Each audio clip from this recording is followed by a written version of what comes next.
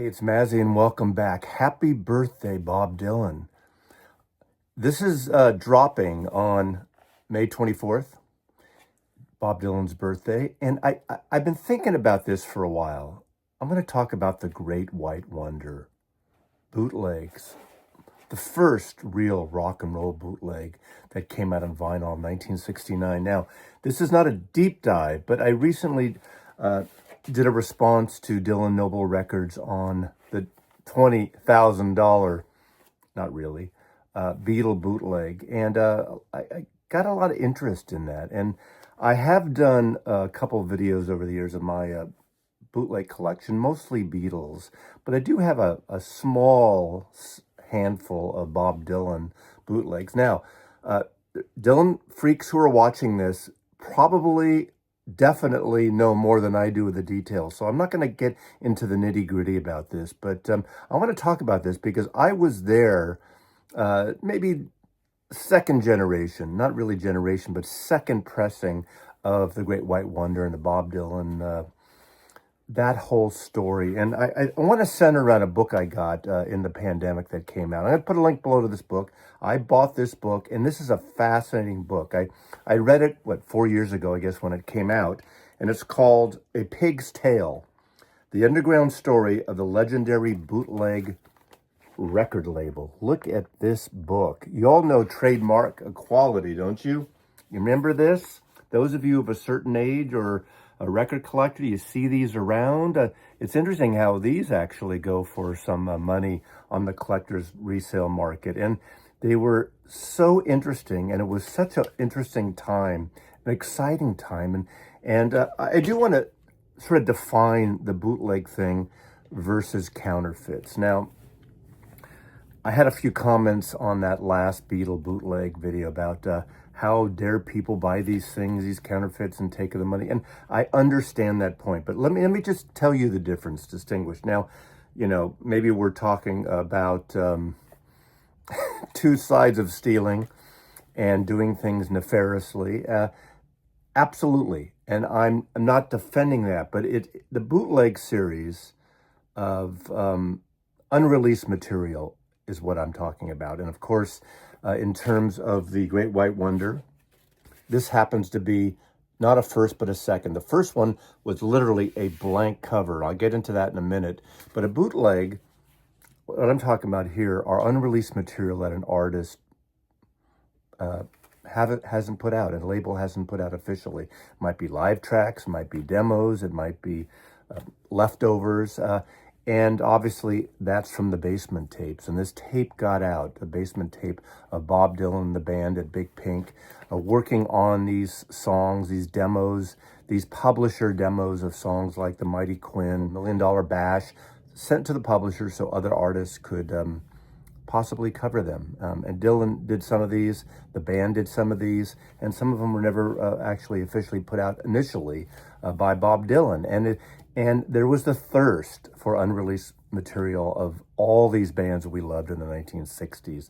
And of course, Bob Dylan, and then maybe second, not even secondary, but the Beatles would be the next one. And both these artists were bootlegged so much over the years.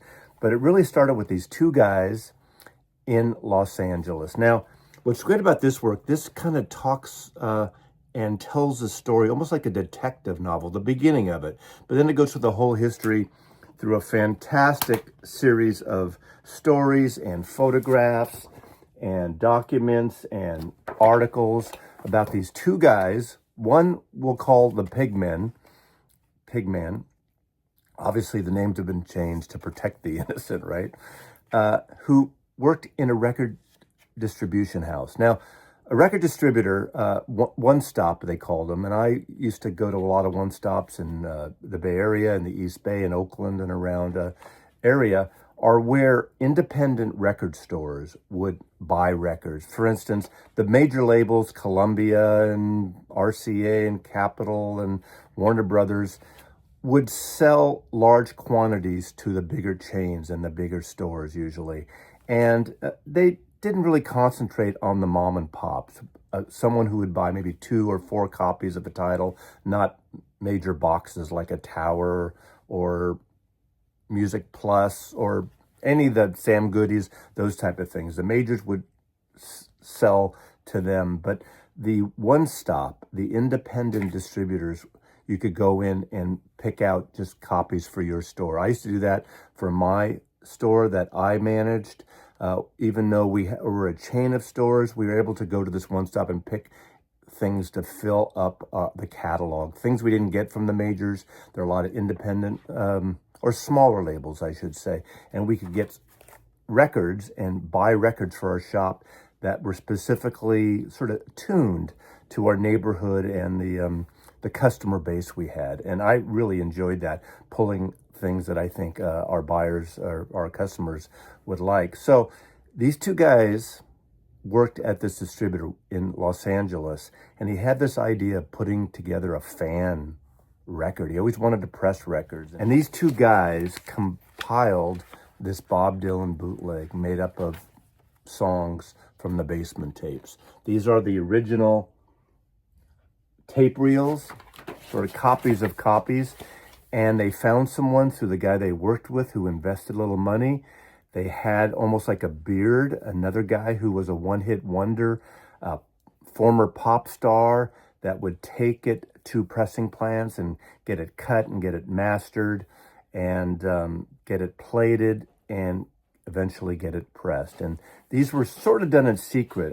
They didn't even know how illegal this was or the consequences on it. And of course, they were all blank covers.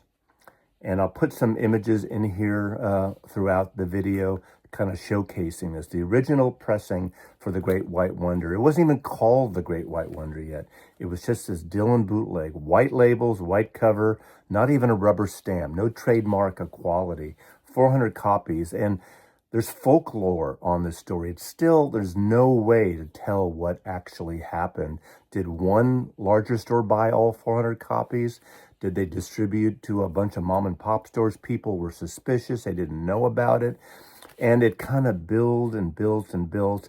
And then what happened is they went to a couple of stores owned by the LA Free Press. A lot of big cities would have these newspapers, and it would be sort of like anarchy newspapers, left-wing newspapers with sex ads in the back and rock and roll and underground writers and comics and things. And they had two stores in the LA area, I think one near Fairfax and one in Pasadena.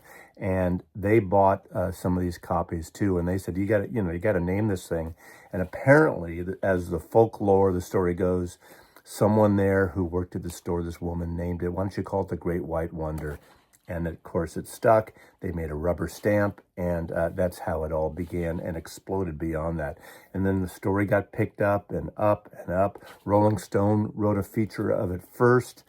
LA Times wrote, New York Times, Life magazine even, and it just became this massive thing, and they did multi-presses. Of course, bootlegs over the years would be bootlegged by other bootleggers, and all through my collection and especially in the Beatle world, there are things that aren't the first pressings in a way. And even though the sound was funky on a lot of these things, and some bootlegs are pretty ragged.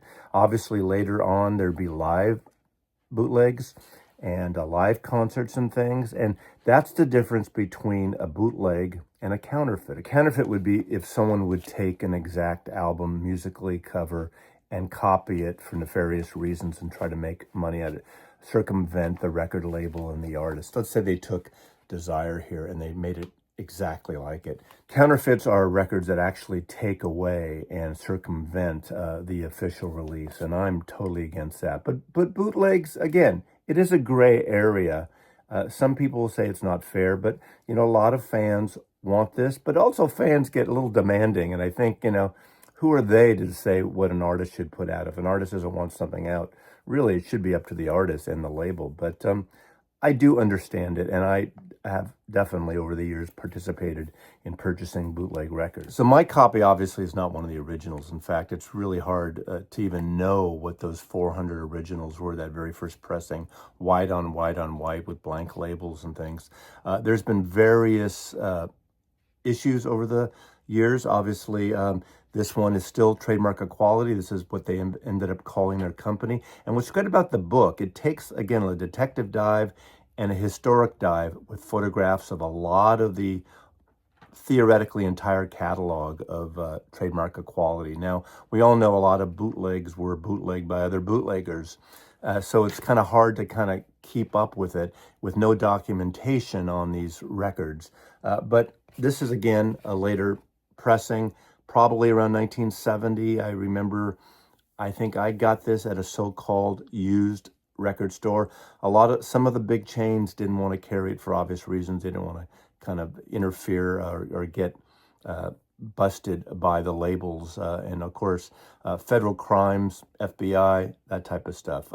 In fact, that's why a lot of these places like Discogs and eBay, and even you go to a Beatle Fest or something, they can't sell bootlegs there. You won't find bootlegs. At one point you could, but now a lot of legitimate places don't do it. Now, of course, in the resale market today, you see bootlegs all the time in used record stores. And I think it's a whole different scenario where we are now. And some of these go for some money depending on the record. Now, my copy, again, is not the original. It's a later copy. I bought it in San Francisco. Mine's colored vinyl, and it has just big blocky numbers. There's no type, no indication that this is a Bob Dylan. Of course, we know Great White Wonder is Bob Dylan now, but that's something that they added on to the mystique in a way. But everyone knew it, having been written up in a lot of publications. Trademark of Quality would then go on to do a whole series of Great White Wonder kind of branded releases. Here's one, While the Establishment Burns. Again, the GWW, another record here. In this case, there's not even numbers on it, just a colored record with a white blank label. Another one is the great GWW John Birch Society Blues. This one has side numbers. In 1969, 70, 71, well into the 1970s, it was really interesting coming across these bootlegs. Now, the stores that I worked in starting in 1973 didn't sell these bootlegs. Obviously, you couldn't sell bootlegs when you're dealing with major labels. It would be a no-no. But some of the offbeat stores, the used record shops, some independent stores did. There were some in, obviously, the San Francisco Bay Area as well as LA. And what's great about this book, it kind of tells the story in an interesting way. All these different participants who really worked on getting the original Great White Wonder, as it was known, out. They tell the story of these people.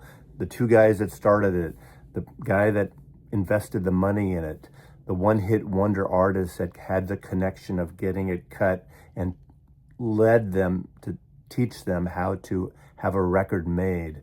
The front man, a friend of theirs, a Vietnam draft dodger that was the distribution guy, the front man that went to the stores to sell it. Everything was done sort of secretly. And there's a little bit of a detective story in the initial parts of this book of a pig story. And I highly recommend it. Some of the other Dylan bootlegs that I have, and again, I didn't keep up with everything. If you're a Dylan collector, obviously, you probably have a lot of these. And of course, later on with tapes, CD boots, and now, of course, the internet. This is not a Trademark of Quality. This is called Zimmerman, still in the shrink. This particular one, again, has blank white labels with only numbers on it. Then there's Hold the Fort for What It's Worth. This was interesting. I don't remember exactly the order that this came out. This is the 1974 tour, Bob Dylan on the band. This is mostly at Fort Worth, Texas, with a few tracks from Hartford, Connecticut. I don't remember if this preceded the official album on Asylum, the live album, but I love that album. Of course, having seen Dylan for the first time, I saw 2 of those shows. It's really great to have sort of a souvenir, because in those days it wasn't as instant as now. Obviously, there was no YouTube and shots of every show you see now, but this was a very special time. Of course, officially came out, and Asylum put it out, rightly so. You can't really compete with the bootleggers. You have to kind of do your thing and make it great and make it special, and give you great artwork, and that's what they did.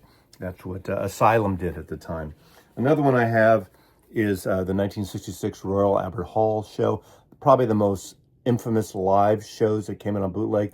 Obviously, it turns out years later we find out that that's not the Royal Albert Hall, it's a Manchester live recording, but this is another one that I got back in the early 70s.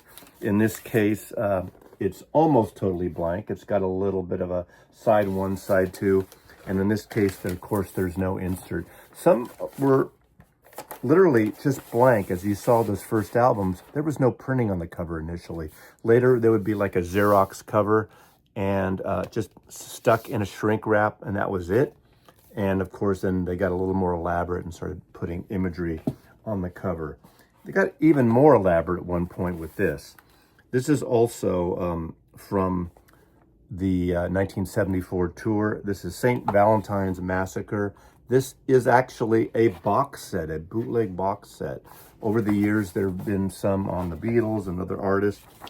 A lot of times you would have these Trademark of Quality's inserts. There we go, like this. And this basically goes through the complete catalog. This is a catalog that says the recordings of Bob Dylan available on Trademark of Quality records.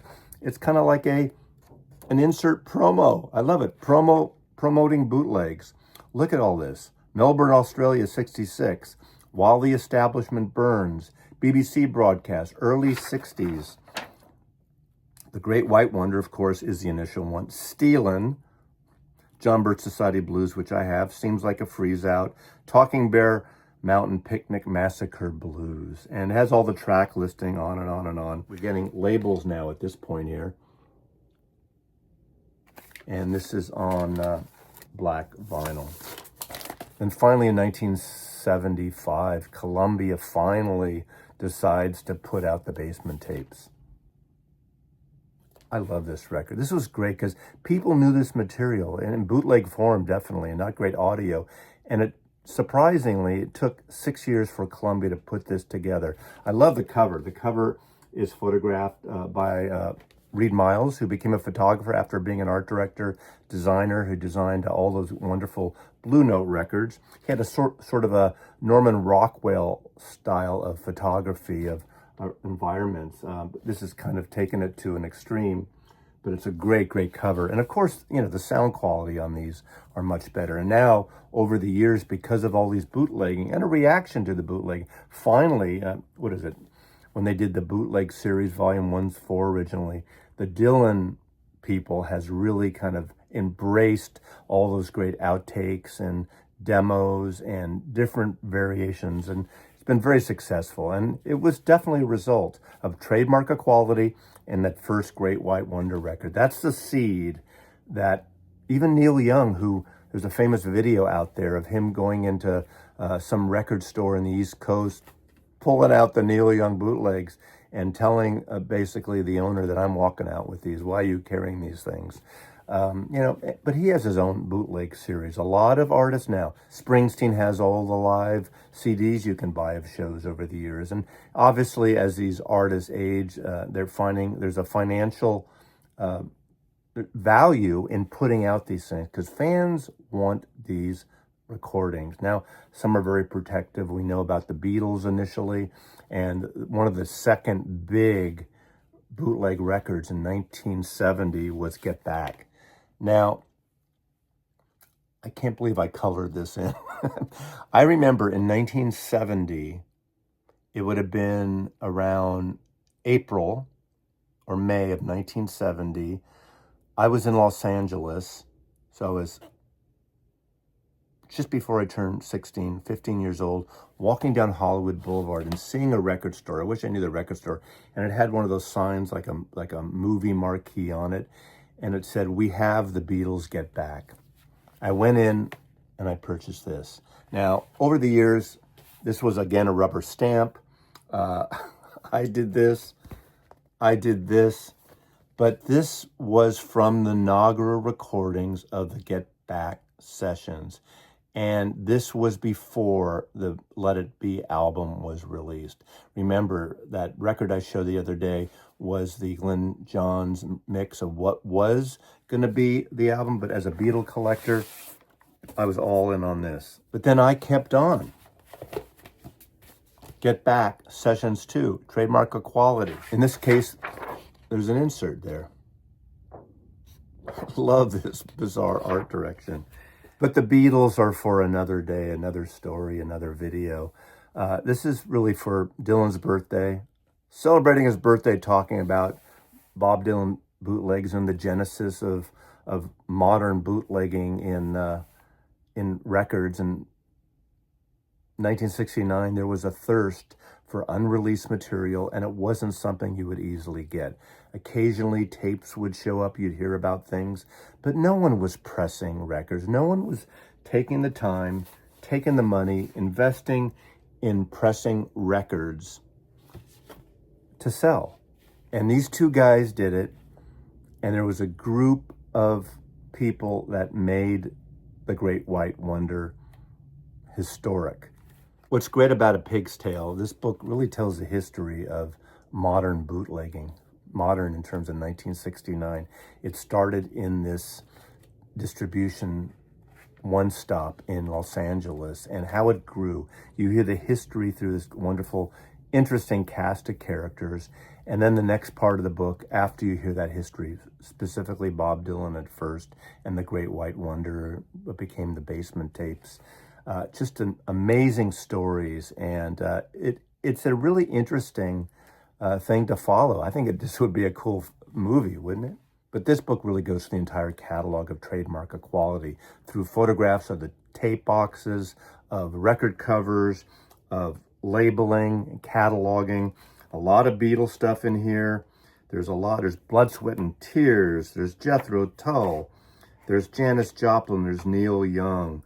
The Christmas Beatles first came on an LP here after it was put out in a very small fan club edition by the Beatles Apple. Jimi Hendrix, of course, Frank Zappa and the Mothers, Led Zeppelin, all the bands that people wanted, all the artists that we followed and wanted would be included in here. Pink Floyd, David Bowie, more Beatle outtakes, Pete Townsend, Beatles Hollywood Bowl tapes, Rolling Stones at the Roundhouse. So many great things. The Grateful Dead, the taping thing was kind of happening, but there was a group of people that want things on vinyl. But the Great White Wonder started it all and spawned this entire cottage industry. And of course, bootlegs would be bootlegs, and you can't go after people bootlegging your bootleg. So there are other labels, as you saw in my collection, that kept doing these. And it's kind of a cool book. Highly recommend this book to people who really want to know the history of music and records and the record industry and the parallel bootleg industry. So happy birthday, Dylan. The Great White Wonder changed things in 1969. Thanks for watching again. Mazzy loves you.